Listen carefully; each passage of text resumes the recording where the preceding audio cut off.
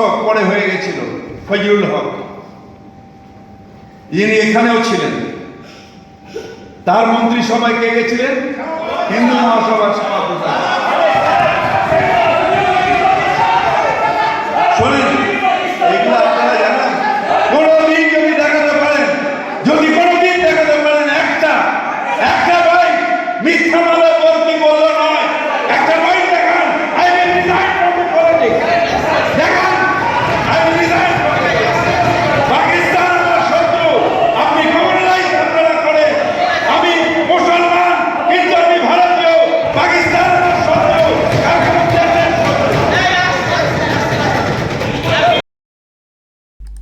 বাপরে বাপ, একেবারে তোলপাড়।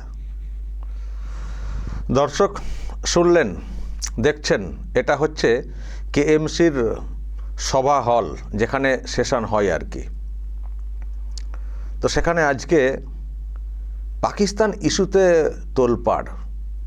এটা হচ্ছে একটা জাস্ট পৌরসভার জায়গা, সভাকক্ষ, যেখানে চলে, সেশন চলে। তো সেখানে পাকিস্তান ইস্যুতে তোলপাড় হয়েছে। আসলে ববি হাকিম যখন বক্তব্য রাখছিলেন, উনি বিষয়টাকে ওই দিকে নিয়ে গেলেন। এটা একটা পুরসভার চলছে, সেখানে ন্যাশনাল ইন্টারন্যাশনাল সব ইস্যু উনি মানে বলতে শুরু করেন।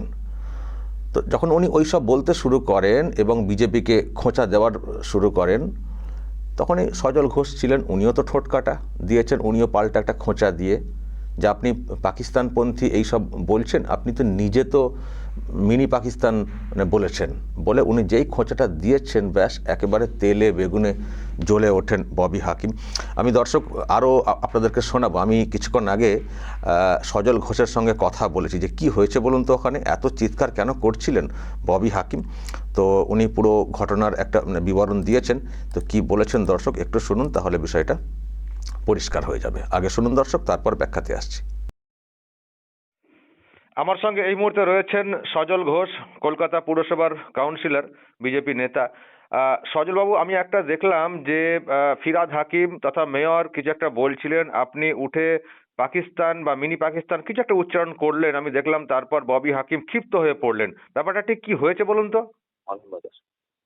ব্যাপারটা হচ্ছে, আজকে পুরসভায় একটা প্রস্তাব আছে যে প্রধানমন্ত্রী কেন বঙ্কিমদা বলেছেন। অরূপ চক্রবর্তী এই প্রস্তাবটা আনেন, কাউন্সিলর। তো আমি এই প্রস্তাবে অংশ নিই এবং এই প্রস্তাবে আলোচনায় বলি যে এটা পার্লামেন্টের বিষয়।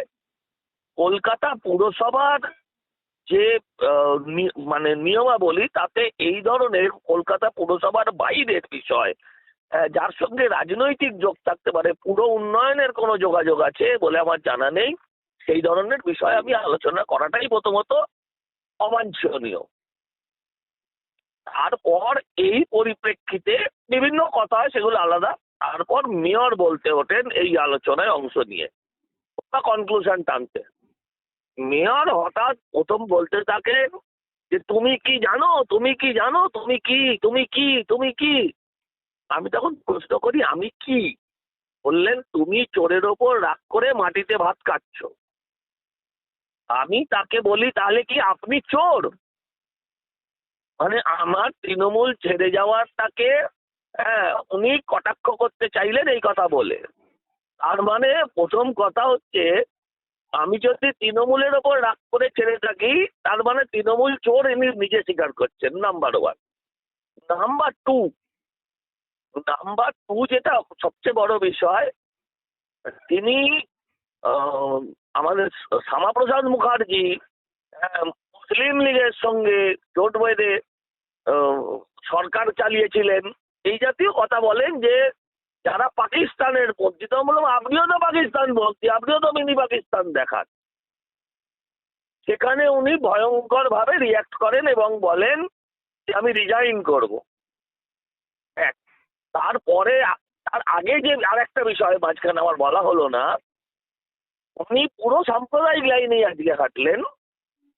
উনি যেটা বললেন যে নীতিশ কুমার হিজাব এনেছেন, এটা দেখুন পুরসভার বিষয় নয়, এটা উনি অনায়াসে বিধানসভায় বলতে পারতেন। তো যখন বললেন, আমি তখন বললাম দেখতে পেয়েছি কারোর হিজাব টানাটা অন্যায়, কিন্তু কি পরিপ্রেক্ষিতে, কি প্রেক্ষিতে, কেন টেনেছে এগুলো কিন্তু আমরা জানি না।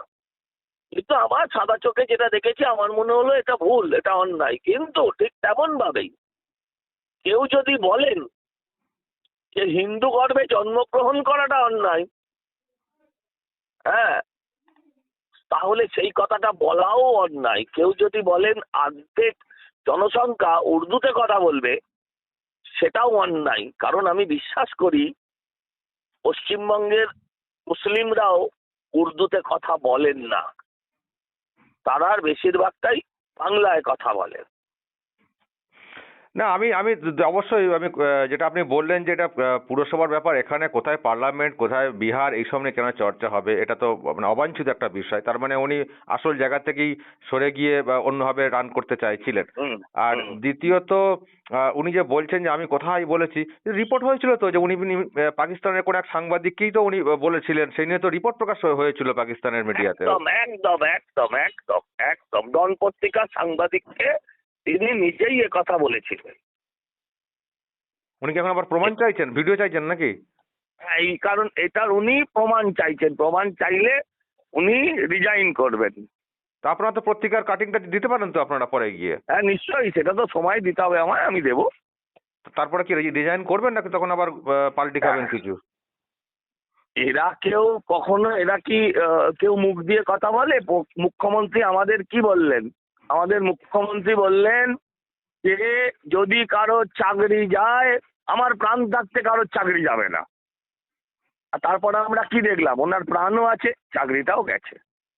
তারপর উনি কি বললেন? তারপর উনি বললেন যে আমার প্রাণ থাকতে এই রাজ্যে ওয়াকফ হবে না। আমরা কি দেখলাম? ওয়াকফও হলো, ওনার প্রাণও আছে। তারপর উনি বললেন এসআইআর হবে না প্রাণ থাকতে, নিজেই এসআইআর এর ফর্মটা নিয়ে ফেসবুকে ছবি দিয়ে দিলেন। অতএব এদের কাছ থেকে কথা অনুযায়ী কাজ পাবেন, এটা ভাবাও তো মূর্খামি না? ওকে, অসংখ্য ধন্যবাদ ফোন লাইনে থাকার জন্য। তো দর্শক শুনলেন, সজল ঘোষ একেবারে ব্যাখ্যা দিলেন, তেলে বেগুনে জ্বলে উঠলেন আর কি। মানে একটা খোঁচা যেই দিলেন সজল ঘোষ, খোঁচে লাল ববি হাকিম। আর মিডিয়াতে রিপোর্ট হয়েছিল, যেটা আমি দেখাচ্ছিলাম দর্শক, মিডিয়াতে রিপোর্ট হয়েছিল যে উনি ওই রকম বলেছিলেন এবং সেই মতো করে রিপোর্ট প্রকাশ পেয়েছিল। এটা ডন পত্রিকার রিপোর্ট আমি দেখাচ্ছি, প্রকাশ পেয়েছিল মিডিয়াতে, এবং এ নিয়ে তো অনেক হইচই হয়েছে, কিন্তু উনি এটা নিয়ে হয়তো গুমড়ে গুমড়ে থাকেন। তো আজকে যখন ঠিক জায়গাতে ছেঁটাটা মেরেছেন সজল ঘোষ, ব্যাস একেবারে বাস্ট হয়ে গেছেন। দিন দিন প্রমাণ দিন, মানে আমি পদত্যাগ করবো না কি বলেন। পদত্যাগ তো সত্যিই ওনাদের দলের সবাই একবার করে বলেন, এই করলে এটা না হলে হাত কেটে ফেলবো, ওটা না হলে পদত্যাগ করব, কেউ করেন না। সেজন্যই সজল ঘোষ বলছেন, ওনারা এরকম বলেন। কিন্তু দর্শক যেটা আপনারা দেখলেন কীভাবে একেবারে ক্ষিপ্ত হয়ে ওঠেন ববি হাকিম। এবং এটা ঠিক আমি যেটা বলছিলাম যে পুরসভার চর্চা হচ্ছে মানে পৌর উন্নয়ন নিয়ে কথা হবে, কোথায় পার্লামেন্টে, কোথায় বিহারে, কোথায় কি এত জ্ঞান ফলানোর কি আছে? জ্ঞান ফলানোর জায়গাটা প্রচুর রয়েছে। কেএমসি এলাকায় কাজটা করুন না। আপনি যে চেয়ারে বসে আছেন সেই চেয়ারে অনেক ভালো মানুষ বসেছিলেন এই কেএমসির মেয়র পদে, তারা এরকম তো ছিলেন না, তারা বসেছিলেন পৌর এলাকার কাজের জন্যে। একটু বৃষ্টি হলে ঘরে জল ঢুকে যাচ্ছে, মানে তারপরে তো মানে সব দেখছেন মানে কীরকম সব মানুষের মারা যাওয়া বিদ্যুতের এতে। পুজোর সময় কি হলো যাচ্ছে, তা এটা কলকাতা, আবার নাকি লন্ডন করবেন বলেছিলেন দিদি, এটা লন্ডন হয়েছে না, হাতে লণ্ঠন ধরিয়ে দিয়েছেন। এইসব নিয়ে এনেই এখন মানে শুকনোর সময় এসছে, শুষ্ক সময়, তো এখানে একটু কাজকাম ভালো করে করবেন, গতি বাড়িয়ে কাজ করবেন, বা কী দরকার না দরকার সেই সব নিয়ে চর্চা হবে, বিরোধীরা কি বলতে চাইছে সেটা জানার চেষ্টা হবে। সেসব না করে পার্লামেন্টে কি বলেছেন মোদিজি, বিহারে কি ঘটনা, অমুক তমক, কার কি অতীত ইতিহাস। আবার এটাও শুনছিলাম, বলছিলেন যে স্বাধীনতাতে এদের কোনো অবদান নেই, এরা সব করেছে সে করেছে। আমার মনে প্রশ্ন যে টিএমসির খুব অবদান আছে তো স্বাধীনতা আন্দোলনে, টিএমসির কোনো অবদান আছে তো? স্বাধীনতা পূর্বপুরুষরা করে গেছেন, তারপরে অনেক ফ্র্যাকশন তৈরি হয়েছে, অনেক পার্টি তৈরি হয়েছে, যে যার মতো করে চলছে। এইসব অতীত ইতিহাস দিয়ে আর বর্তমানটাকে ঢেকে দেওয়া, এটা আবার কি এমন ভাব দেখান যেন টিএমসি যেন স্বাধীন করেছে দেশটাকে, এমন ভাব দেখান। আসল জায়গা থেকে সরিয়ে দিয়ে নিজেই বলছেন, নিজেই বিতর্ক তৈরি করছেন, যখন কেউ পাশ থেকে খোঁচা দিচ্ছেন, খোঁচে লাল হয়ে যাচ্ছেন। দর্শক বলবেন যদি আপনাদের এই নিয়ে আরও কিছু বলার থাকে অবশ্যই বলবেন কমেন্ট বক্সে। নজর রাখবেন আরামবাগ টিভিতে।